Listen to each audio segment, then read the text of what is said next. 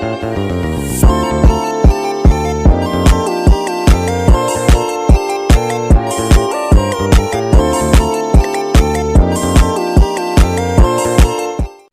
warahmatullahi wabarakatuh. Perkenalkan, nama saya Rafli Setiawan dengan mata kuliah teknologi blockchain dari Prodi Informatika NPM 0112100043 dengan dosen pengampu Bapak Andri Saputra Ekonom. Dengan di sini untuk menjelaskan tentang supply chain management, yaitu manajemen rantai pasok. Di sini adalah proses pengelolaan rantai pasokan yang untuk mencakup perencanaan, pengadaan, produksi dan penyimpanan, pengiriman dan pengembalian produk. Dengan mengelola SCM secara efektif, perusahaan dapat meningkatkan efisien untuk mengurangi biaya, mempercepat pengiriman produk ke konsumen dengan meningkatkan kepuasan pelanggan, berdampak pada brand engagement yang kuat, keuntungan yang meningkat dengan daya saing yang tinggi. Penting untuk kesuksesan bisnis. Perusahaan dapat mengoptimalkan kinerja dan mitra bisnis. Apa itu supply chain management? Di sini supply chain management itu untuk menyangkut perencanaan, pengadaan, produksi dan pengiriman, teknologi seperti perangkat lunak untuk meningkatkan keuntungan dan mempercepat pengiriman produk ke konsumen. Perusahaan dapat memantau dan mengelola akses, mengurangi risiko dan meningkatkan kepuasan pelanggan, membangun kepercayaan dan konsumen dengan mitra bisnis, serta meningkatkan daya saing di pasar. Tujuan supply chain management. Tujuan dari supply chain management adalah mengatur dan mengelola antara penawaran dan permintaan dengan baik. Jika mampu melakukannya, sebenarnya tidak akan ada masalah-masalah yang muncul. Meskipun begitu, kita perlu tahu apa saja masalah yang termasuk dalam supply chain management, dan ada juga relasi dalam klien. Konsumen dan klien memiliki peran berbeda. Konsumen membeli produk atau jasa untuk keperluan pribadi atau bisnis, sedangkan klien menggunakan jasa profesional seperti konsultasi atau pengacara. Pengadaan barang dengan distributor. Pengadaan barang melibatkan 3 pihak, yaitu ada pemasok, distributor, dan konsumen. Pemasok menyediakan barang, distributor membeli dan menjual pada konsumen dengan harga kompetitif. Di sini ada outsourcing, memiliki 4 level, yaitu ada pekerjaan sementara, ada operasional, strategi, dan pengalihan proses bisnis. Pilihan outsourcing meliputi onshore, ada offshore, dan nearshore untuk meningkatkan efisiensi dan mengurangi biaya. Prinsip-prinsip dalam supply chain management. Supply chain management atau yang bisa disebut dengan manajemen rantai pasokan memiliki beberapa prinsip. Nah, prinsip ini berkaitan dengan alur koordinasi baik itu produksi, hubungan dengan supplier maupun distribusi produk ke konsumen. Secara fisik melainkan juga dalam hal ini adalah penyediaan dalam perangkat lunak, dan di bawah ini prinsip-prinsip dalam manajemen rantai pasokan, yaitu melihat konsumen berdasar kebutuhan atau permintaan, menggunakan teknologi untuk menunjang rantai mulai dari produksi, distribusi hingga promosi produk, dan juga ada mengetahui produk yang lebih cocok pada konsumen, mengelola aliran informasi agar lebih cair dan terarah. Dan di sini proses dalam supply chain itu perencanaan yang lebih awal yang sangat penting untuk menyapu berbagai aspek yang saling berkaitan. Perencanaan ini mencakup produksi, pembelian barang, tenaga kerja, serta perkiraan permintaan konsumen. Rencana produksi rencana produksi ini pada penentuan apa yang diproduksi. Misalnya mengalami kerusakan stok yang dapat mengganggu penjualan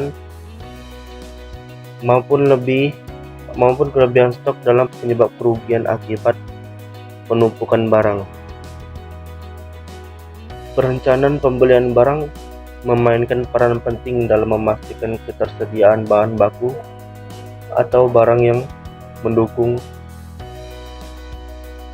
proses produksi. Dan juga pembisnis perlu mempertimbangkan kualitas dalam baku, jumlah yang dibutuhkan, serta jadwal pengiriman agar semua kebutuhan produksi dapat terpenuhi dalam tepat waktu tanpa ada kendala. Selain itu juga perencanaan tenaga kerja menjadi aspek yang tidak kalah penting, yaitu pembisnis harus memperkirakan jumlah tenaga kerja yang diperlukan, mengatur jadwal kerja, serta memastikan bahwa setiap pekerja memiliki keterampilan yang sesuai dengan kebutuhan operasional.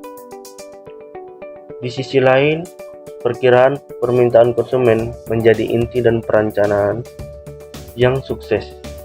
Pembisnis harus memahami dengan baik apa yang sebenarnya dibutuhkan oleh konsumen, baik dari segi jumlah maupun jenis produk, agar setiap langkah perencanaan yang dilakukan benar-benar sesuai dengan kebutuhan pasar. Untuk memperoleh perkiraan permintaan yang akurat, pertama, pembisnis perlu menganalisis laporan penjualan dari periode sebelumnya untuk mendapatkan gambaran mengenai pola permintaan konsumen. Dan kedua, bisnis harus memahami target pasar terkini dalam mempelajari apakah ada perubahan dalam preferensi atau kebutuhan konsumen. Pasar dapat berubah seiring waktu, sehingga penting untuk memantau tren dan pergeseran yang mungkin terjadi. Ketiga, pembisnis perlu memperhatikan tren pasar yang sedang berkembang, seperti meningkatkan minat konsumen terhadap produk ramah lingkungan atau berbasis teknologi tertentu. Bisnis dapat terus relevan di tengah persaingan yang ketat. Dengan perencanaan yang matang dan menyeluruh, manajemen rantai pemasukan dapat berjalan secara efektif.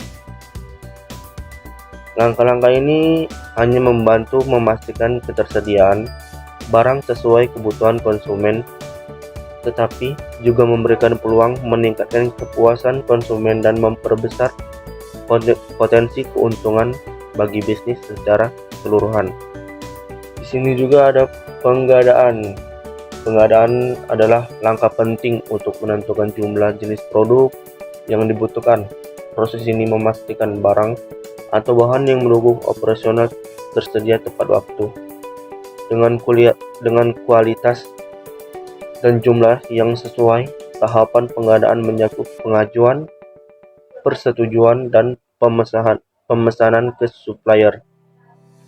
Tahap pertama, pengajuan kebutuhan, melibatkan identifikasi dan permintaan barang oleh tim terkait, termasuk jenis, jumlah, spesifikasi, dan waktu ketersediaan. Setelah itu, tahap persetujuan dilakukan oleh manajemen atau keuangan untuk memastikan kebutuhan sesuai dengan anggaran. Di sini ada juga produksi dalam rantai pasokan untuk mengolah bahan baku menjadi produk yang siap digunakan atau dijual. Proses ini melibatkan berbagai tahapan yang membutuhkan kolaborasi antara tenaga manusia, mesin, dan teknologi guna memastikan hasil produk berkualitas dan efisien. Tahap awal produksi dimulai dengan pengolahan bahan baku yang tersedia. Tenaga manusia berperan dan mengawasi dalam menjalankan proses, terutama pada tugas-tugas yang memerlukan keahlian khusus seperti berkaitan dengan pengujian kualitas, penggunaan mesin, dan konsistensi. Mesin modern bahkan mampu otomatis yang mempercepat proses dan mengurangi kesalahan. Di era sekarang yang teknologi ini, perangkat lunak menjadi alat penting dan mengelola jadwal produksi, memantau proses dalam menganalisis kinerja software, dan membantu masalah lebih cepat dan mengoptimalkan sumber daya dan memastikan produksi berjalan sesuai rencana. Di sini ada pengolahan gudang dalam rantai pasokan yang bertujuan untuk mengatur arus keluar masuk barang secara efektif untuk pemantauan stok barang yang tersedia, relevan, dan harus segera dijual. Mengatasi dead stock, yaitu barang yang tidak dijual dalam waktu lama dan berpotensi merugikan perusahaan jika dibiarkan terlalu lama. Untuk menjaga efisiensi dan akurasi, perlu rutin melakukan stock of name, yaitu kegiatan pencatatan fisik stok barang di gudang.